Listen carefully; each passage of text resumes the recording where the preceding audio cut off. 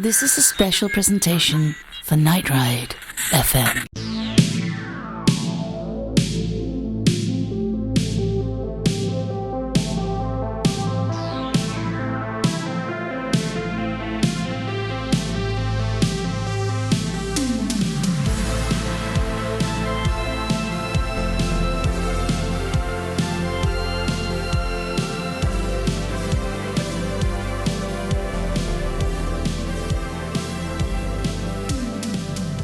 All right, good evening, ladies and gentlemen. I would like to welcome everyone here. My name is Dennis G. I have a very special guest with me tonight, and I would like to introduce Ollie Wride to the show. How you doing tonight, Ollie? It's lovely to be here, Dennis. Thanks so much for having me. Pretty good. Awesome. And you are in, I guess, the UK at this point? That's correct, yeah. I'm in Brighton on the sunny southeast coast of the UK, although it's half past midnight in the morning. So. Well, I do appreciate you staying up to chat with me a little bit. This is very exciting, and I honestly didn't expect to get a chance to speak with you so soon, but you know what? It's just one of them things where serendipity happens. And absolutely, yeah, you'll get the best interview, darling. That's for sure.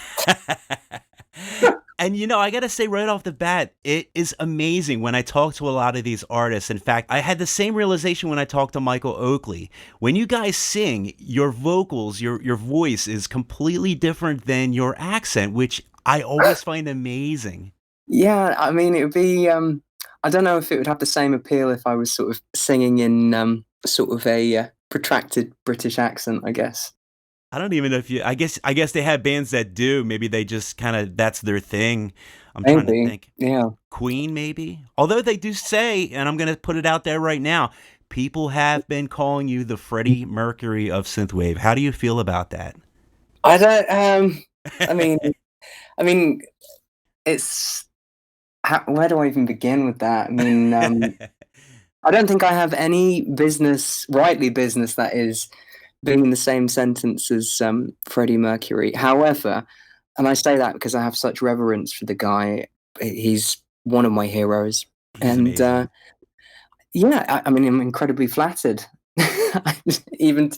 Comparisons do come up occasionally, but it's not necessarily something that I'm actively seeking, as it were. I suppose if there's always going to be natural comparisons if there's somebody flamboyant and sings high. I think if you're a guy, I don't know. But I think it's wonderful. I'm very lucky to, if anybody sort of considers that, but I wouldn't sort of go around.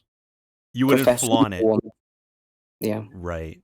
And you totally have your heart in the right place. Obviously, you're not going to be like, "Hey, everybody."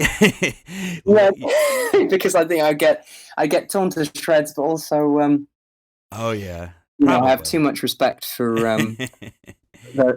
people like that. So. He is an amazing performer, and you are an amazing performer too. But sadly, I have not been to an FM 84 show yet, and I am just beating myself up about it right now.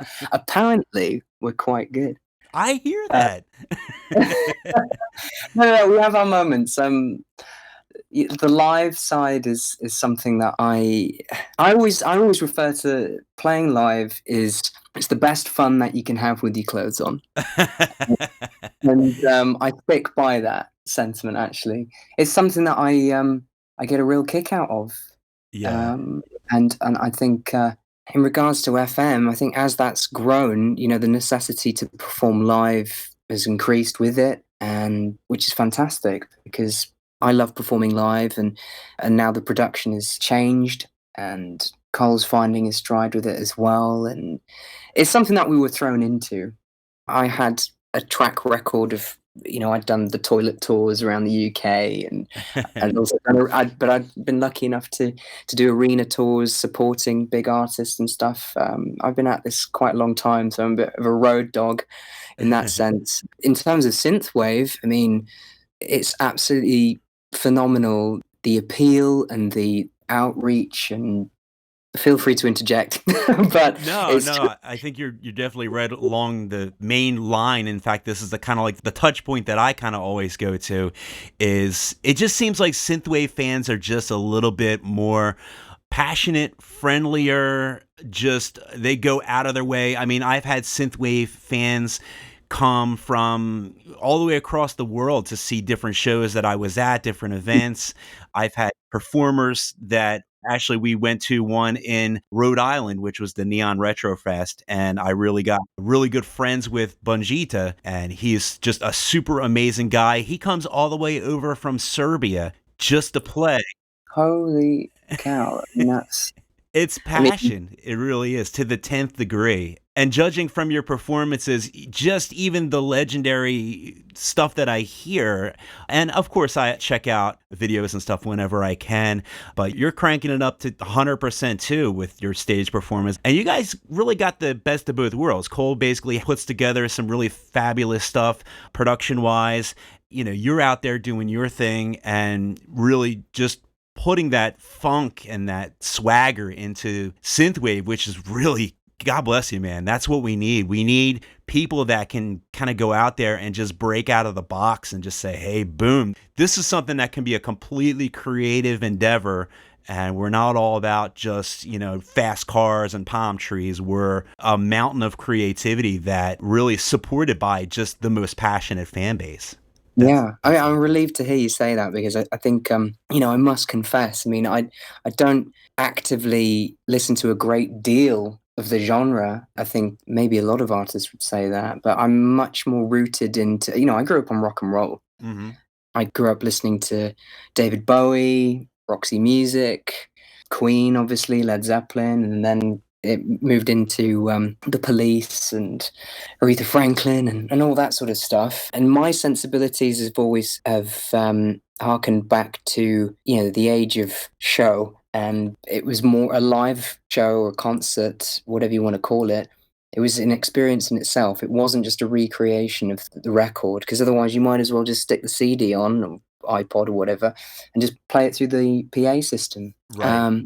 But it also, I'd make the point, it's not necessarily a conscious decision for me to sort of go out there and, oh, I'm just going to assume this over the top stage persona or anything. It's I I'm quite I suppose I'm a guy of extremes, Dennis, 'cause off stage I'm quite reserved and quite boring really, It's but a chance to let your hair down and get yeah, on crazy. stage it's an excuse for me to, you know, I feel 100% in control, but I also like the challenge because it's almost like a fight, and most songs could just be delivered, stood there, and just sung, but it's never been my bag, that. And I think when we did our first live show in San Francisco back in 2017, I think I came on and I wore like this cyan colored suit with wide lapels, and I was busting all sorts of shapes and stuff.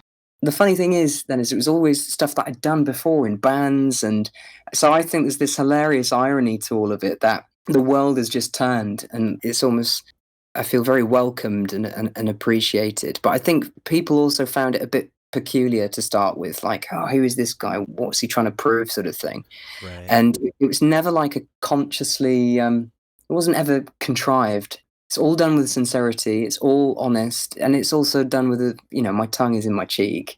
I know it. I know it's over the top, but I think people want to be entertained, and I think my ethos is that if I'm paying $30, $40 to go and see a show, depending on the genre, of course, because it's all based on context. But Right. if I'm going to go and see a show, I want to be entertained, and it's about escapism, and as far as I'm concerned, if people aren't sort of losing themselves, then I'm not doing my job properly. So it's generally, I make it a mission.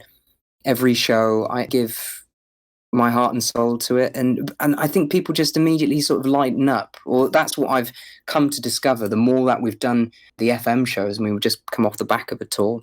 um Yeah, you did. yeah, it's finding it's really found its wings, or we found our stride with it, or I feel like I'm a lot more in control of the situation, and people get oh, they get what Ollie's doing, and it's not sort of what's he doing. It's more like, oh, this is what we've come to expect, and we're here to have a good time. So I'll stop waffling now. Forgive me. No, you're doing great. In fact, I'm really glad that you said what you said because it makes all the sense in the world when you do see your stage performance and you do hear the stories about the people that have gone to your shows. It's exactly in that line. It's right along the lines as what you said. People are coming to see a show. They want to be entertained, obviously, but when you're out there and you're being yourself, that allows everyone else to be themselves as well. Yeah, people aren't naive. I think people can spot a fake. Totally. Like I say, if I went up there and wasn't being sincere, I think, well, I'd just come across as an asshole, really. And I think I go into it knowing that I've got to give my all, and I want people to have a good time, but I want to have a good time as well. Do you know what, Dennis? It's the only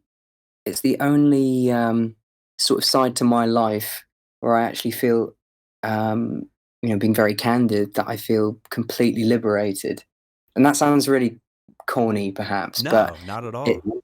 it's we go about our daily routines and our business and the mundanities of whatever we have to do, and I'm very fortunate that I get to do that occasionally.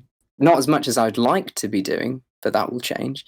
But I sort of savor the moment, and people are becoming far more receptive to it now, and I have them to thank for that, and I'm very grateful. I'm sort of treasuring every moment, but I'm also wanting to milk it as well. And so if you come to a show, an FM 84 show, you're going to get sweaty and you're probably going to lose your voice from singing along, and I'm probably going to jump in the crowd and get up in your face, and you're going to remember it. At least it's a talking point. That's how I view it. Even if you don't enjoy the music, you might even come to the show and you'll see me wearing an outfit, or one of the guys doing something, and it's a talking point, and they're all little nuggets, if you will, or diamonds in the rough that can be picked out throughout the show. Because once I run on and you sort of get over the initial, oh my God, what's happening? Then when I go to a show, you start paying attention to what else is happening. So maybe the light production or what the other band members are doing. And I will just clarify, it's not just me who's responsible for it. It's a team effort going up there. And I'm just merely leading the charge initially. Of course, of course. So You have to have a ringleader, but you also have to have the rest of the party. And I know production-wise, you guys are really just top-notch. I mean, the best of the best. I spoke to the guys over at Outland, and they completely just said right out the gate, Ollie Wride right now and FM 84. So you guys really, you have a good thing going, but the beautiful thing is, I think what really comes off is the fact that you guys are genuine about what you do. You are yourself.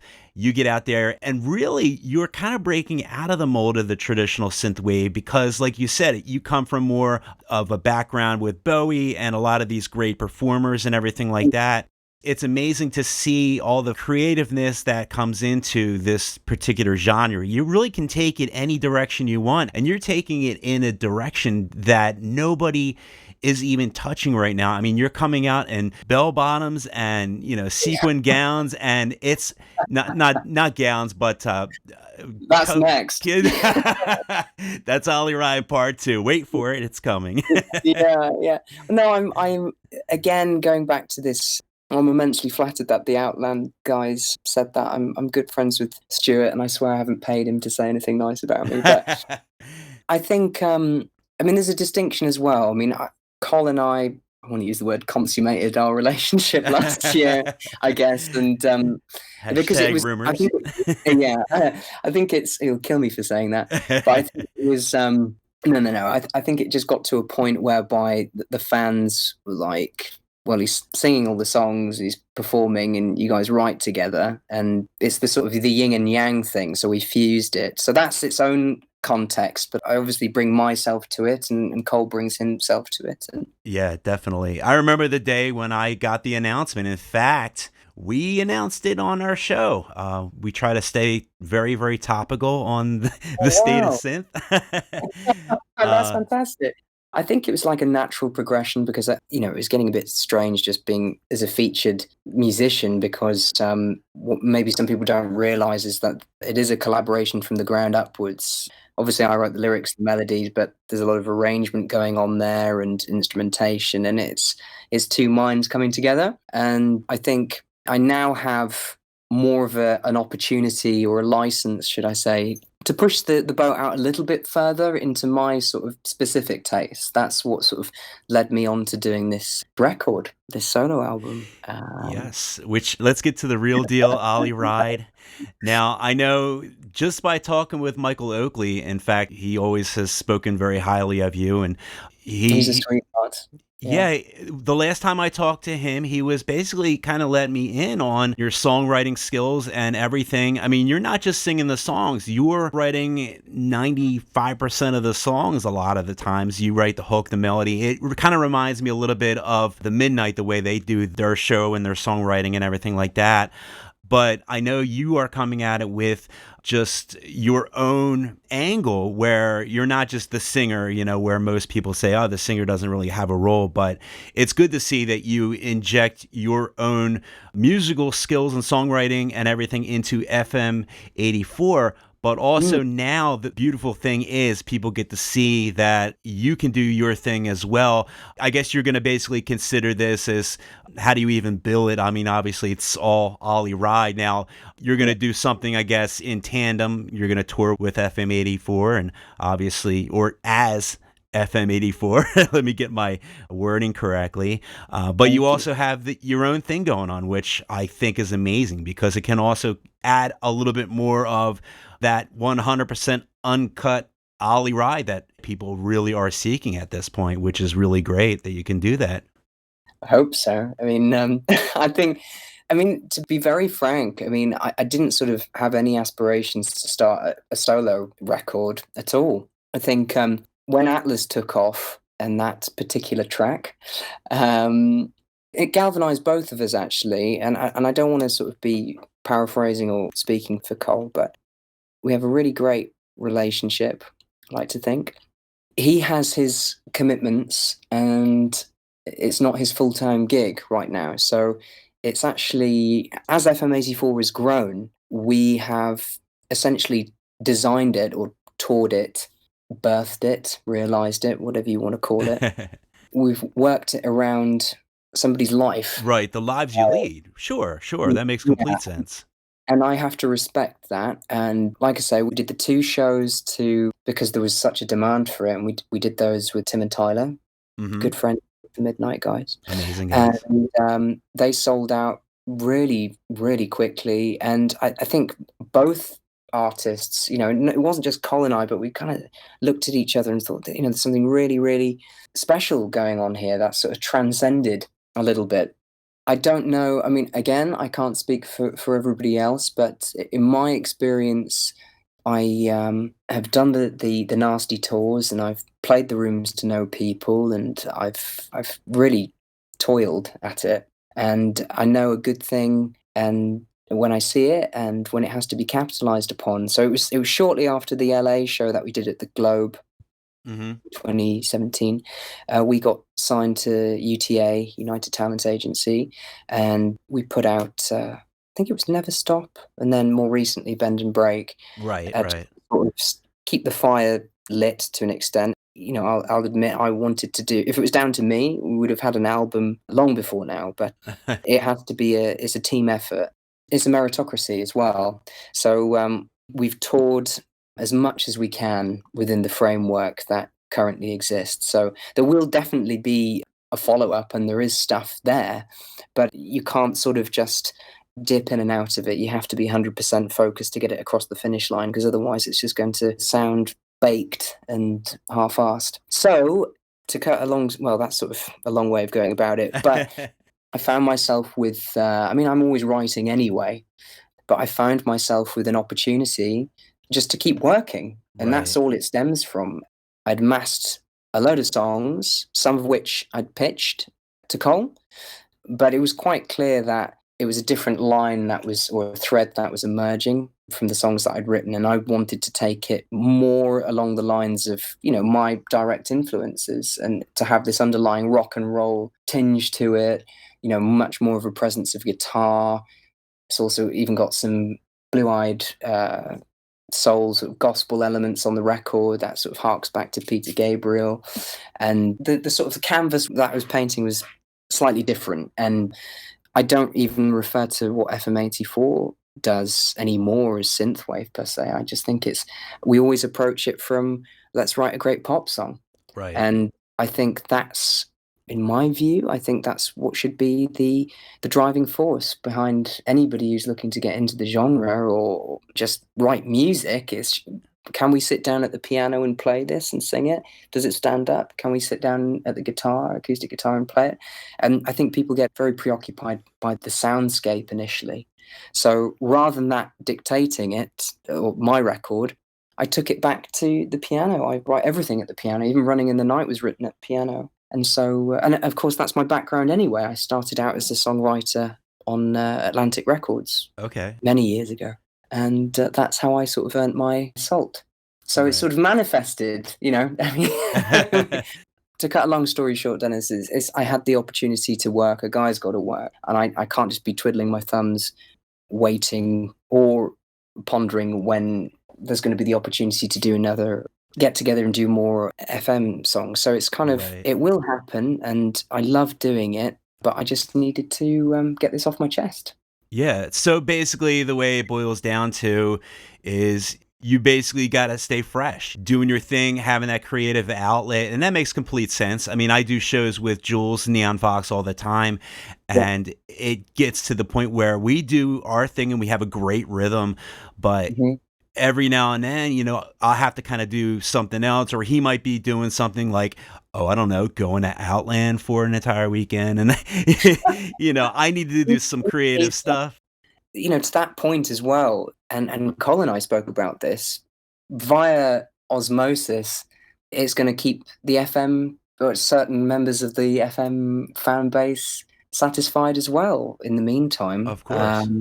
And I think it's just keeping relevant. It's just a nice moment to happen, or a nice excuse to do the record, because I had these songs for quite some time. Right. And the plan was, after I finished the North American tour, I was like, right, I have to get this out there. Otherwise, I'm just going to get bored with the thing and it will never see the light of day. So, and I'd already put out a couple of singles last year. You did, just to test the waters, but I thought, now's the time. Let's get on with it. Yeah, I was actually very, very surprised when I saw New Retrowave put out the tweet today, and I was like, I was serious when I responded back. I'm not ready.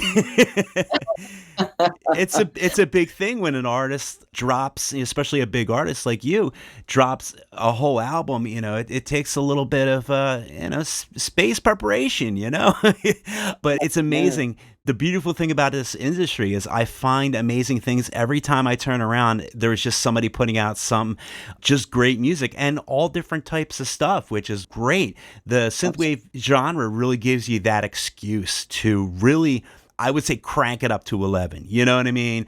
Depending on what you're into. If you're going into funk rock, you can go all in. Or if you want to wear a mask and you want to be, a mysterious character and create an entire backstory, do your thing. That's the amazing thing about that. And it definitely seems like you are out there doing your thing as well. Now, one of the things that kind of really impressed me and really kind of put you on my radar was when I saw the video for The Driver. And Thank you. Yeah. That had to have been a tremendous production to put on. Crikey. You wouldn't believe me if I told you we did it in a day. I would not believe you. We did it in a day, Dennis. Yeah. Get the hell out. I did that with Dynamic Creative, and I suppose he's becoming like this iconic retrowave director now, video director, but Brad Kanan, he shot the footage for the Running in the Night video like 3 years ago. Okay. And we'd sort of stayed in relative contact with one another, but I can't remember exactly how it happened.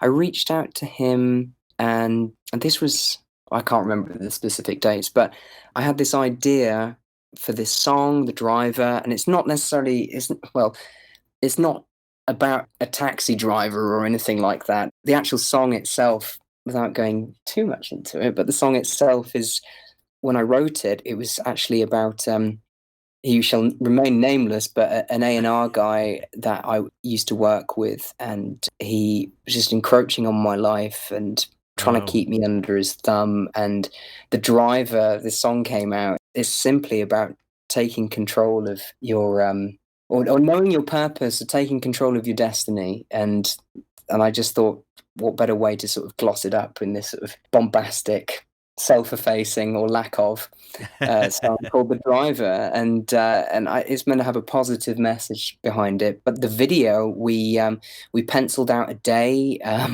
which is crazy. I had a 5-day trip to LA.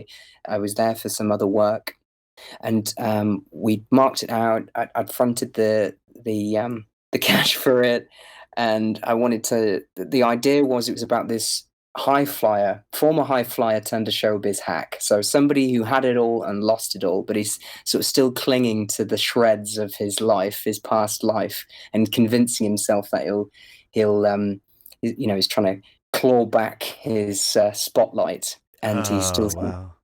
And I love the idea. I'm a huge Tarantino and Scorsese fan, and I just love the idea of this lounge lizard sort of character. And the only thing he has is he's got this Studio 54 suit, which was an original, by the way. I managed to track all of those down from 1974. Oh, wow. And we had a Buick LeSabre.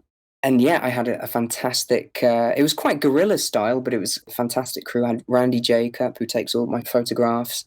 I had the guy who was opposite me, who played the villain, the thief, Tristan Peach, and Brad. And we knew that we'd set ourselves up for a lot of work. I'd landed in LAX the evening before. I was up at 5 a.m. and I got dressed up and we just hit the locations. We planned it down to a T, and it was a phenomenal amount of work, and we didn't get finished until like 2 or 3 a.m. Wow. And I was absolutely exhausted, but the stuff that we captured, and there was we could have turned that into a 15-minute film in its own Totally. right. Oh, yeah, Uh, totally. there's so much footage that still exists, but When is the lost cuts coming out? That's what I want to the know. last cuts. Well, I've got to talk to Brad about that. But there's so much funny stuff as well. But it's very hard to sort of condense it down to 4.5 minutes, or however long it is, Right. and because it's still got to sell the song. But I definitely wanted to. The approach with that was, I don't just want it to be some sort of hazy love letter fiction that you quite often see in the genre, with sort of, as you said before, palm trees, neon lights, I don't know, a DeLorean or something. And don't get me wrong, all of those elements have their place, but with this, I'm trying to make a conscious effort to do like more of a narrative, story-based music video that like they used to do. Right. And I don't know, there's a light-hearted Britishness about it as well, which I think humor is important to have. But at the same time, it's got some beautifully shot, and it's tongue in cheek again. But I think you don't have to be a rocket scientist to work that out. And if Right. you can't see that, then I can't sympathise. But yeah, I'm so happy that you enjoyed it, because it was a lot of fun to do, but it was. I'll probably set myself up for a little bit more time to do it next time, because it was such an undertaking. But you haven't seen the new music video yet, so you've got that to look forward to. I'm excited. I'm just all completely on board for Friday, and I guess is the next video, is that going to roll out before the album launch, or is that going to roll out afterwards or simultaneously? Well, it's simultaneously. Ooh. Sort of, yeah.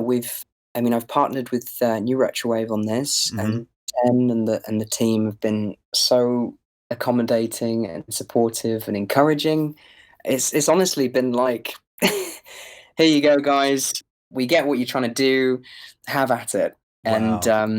yeah, I've had creative free reign. There's only been like one or two things that they've sort of steered me towards, which is fantastic. It's, they provide such a real support and an infrastructure that I could not have done. I couldn't have got this record out. I mean, it's not out yet, but I couldn't have got it across the line without them for sure. And especially the next video the single is called Back to Life, and it's got a bit of a Steve Winwood Higher Love Oh, homage. Yeah, it's a bit like that, but it actually, we've got a bit of a narrative before the music video actually kicks off, and it's basically well, you'll find out, but it's a nice little homage to what has gone before, but it's essentially a performance piece, because I wanted it to be like, if you come to an FM show, or if you eventually come to a solo show, I want people to see that, oh, there's no disparity. It is what you see. There's no sort of,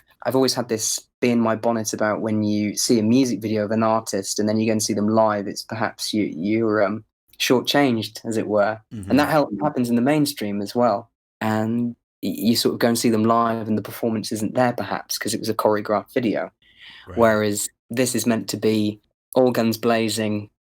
A bottled, how do we sort of bring a maximum show to a little studio? And it's I'm really happy with it. Brad's done a wonderful job, and I'm excited for everybody to see it. That's out on Friday as well. Yeah. That sounds amazing.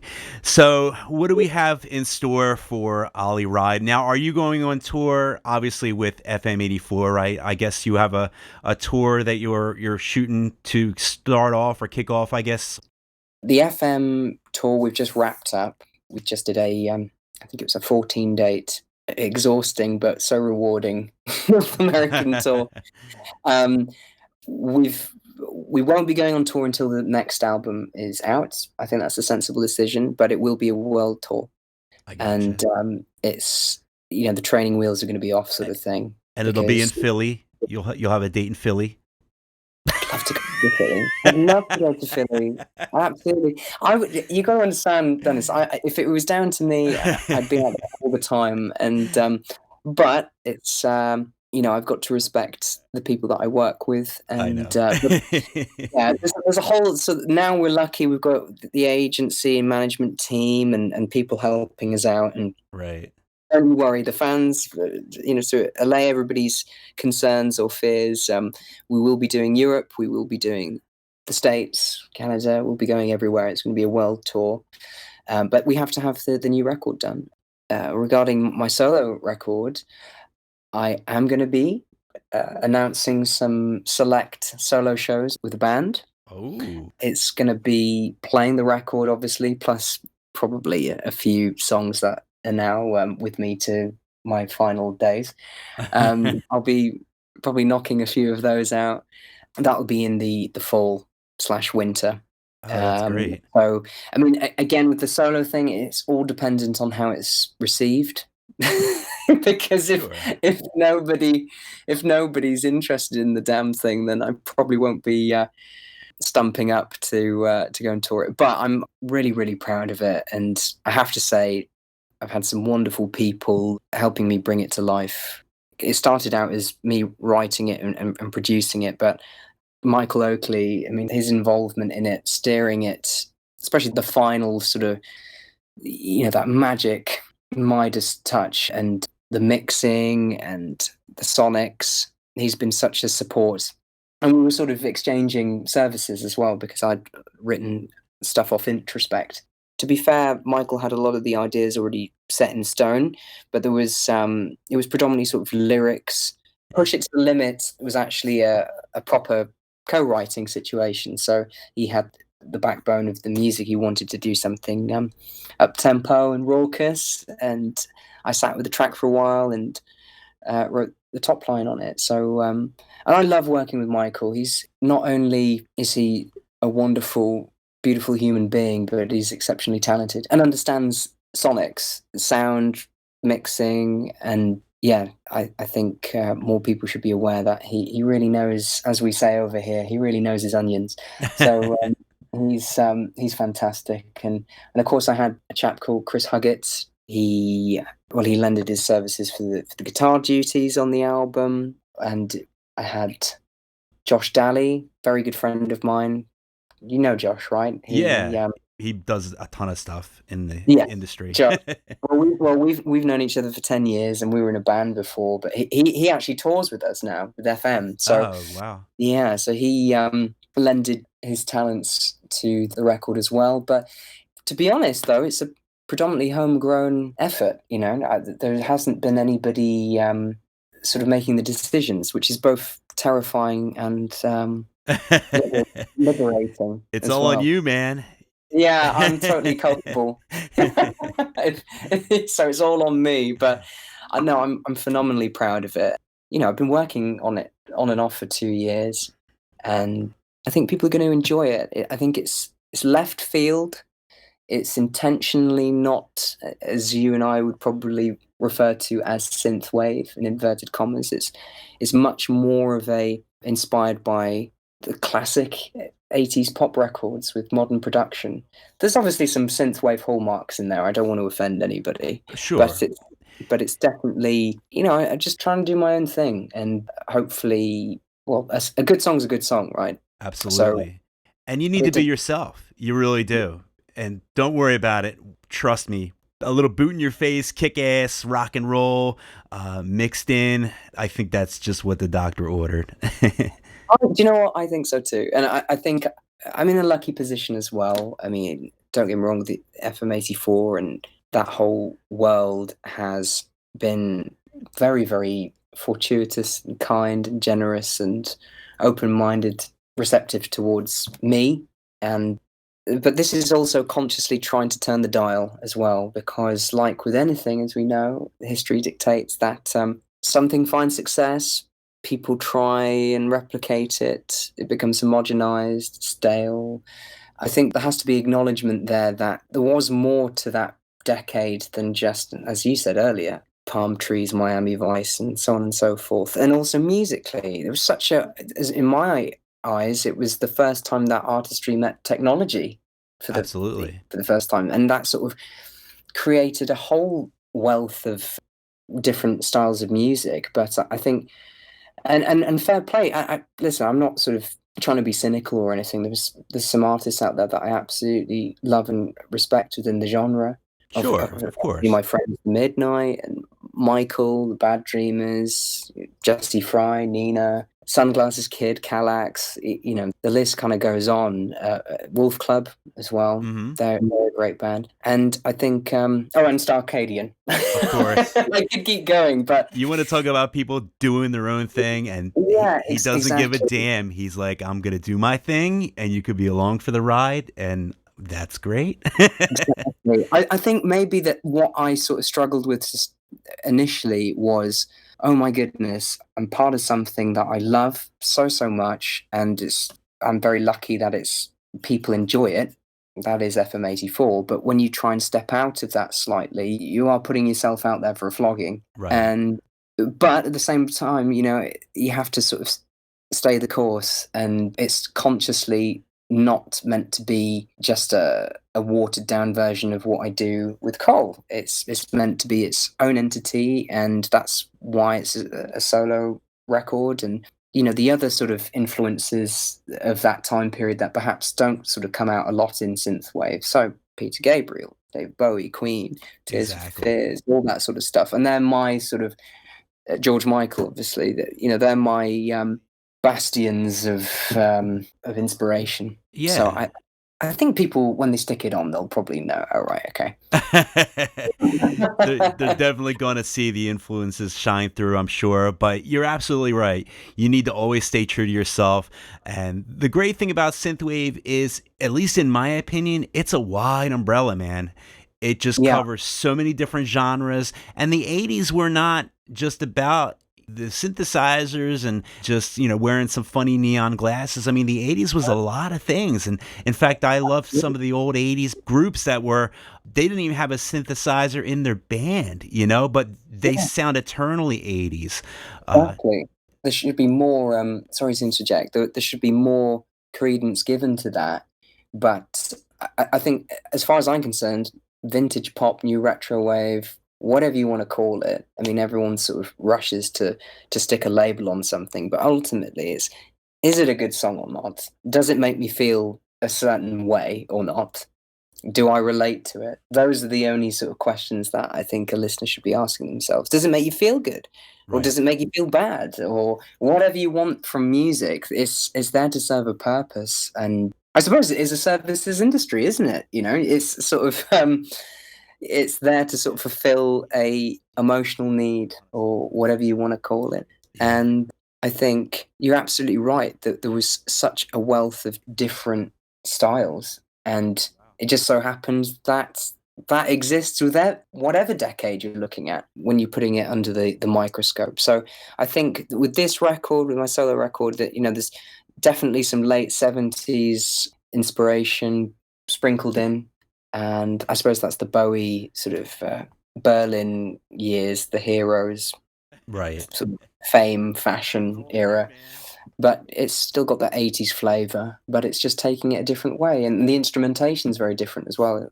I mean, I use a CP70 piano, which is the very famous, almost overly chorus saturated piano that you might know from New Year's Day, U2, or any of Peter Gabriel's tracks, like Right. In Your Eyes or Red Rain, that distinctive piano tone. So there's lots of different instruments that I've got on this as well. It's not just, as you say, arpeggiators and eighth note bass lines. There's Right. actually real fretless bass on it, Oh, that's Paul Young exciting. style. Um, you know what I mean. So anyway, I digress as usual. Once you Yeah. get me going, it's Yeah, yeah. but no, I really appreciate you taking the time. I know it's definitely late out there, and everything you said, man, it just gets me so hyped up for Friday. I cannot wait for the album, and I'm gonna be bugging you, man. I'm gonna be bugging you, get you out to Philly, cause Dude, I'd absolutely love to go to Philly. I know Colwood as well. I yeah, think it's more realistic that FM will make it out there because it's got more of a reach. But that's like fine. I say, No I'm a arguments. yeah, yeah, I'm a road dog, and the show. I'm really proud of the show, and I think I'm going to be doing a few solo shows as well. But definitely the ethos going forward is. I mean, I don't know if you caught wind of our last London show because we had a drummer, a live drummer as well. So Yep, it's just I the heard production is stories. getting bigger, and we've got a crew now, and it's just I have everybody to thank. Yeah, You know, I have you to thank. I have everybody who listens to thank, and hopefully that sort of filters into the solo realm as well. At least people being aware of it. And I think that's the biggest thing. And so I thank you so much for taking the time to talk to me about it. And because it's something that I'm immensely proud of and excited by, and hopefully you enjoy it as well. yeah, well, I'm sure we will. But yeah, once again, thank you so much for talking to me, Not and at all. yeah, can't wait for the album coming out, and we'll definitely be listening.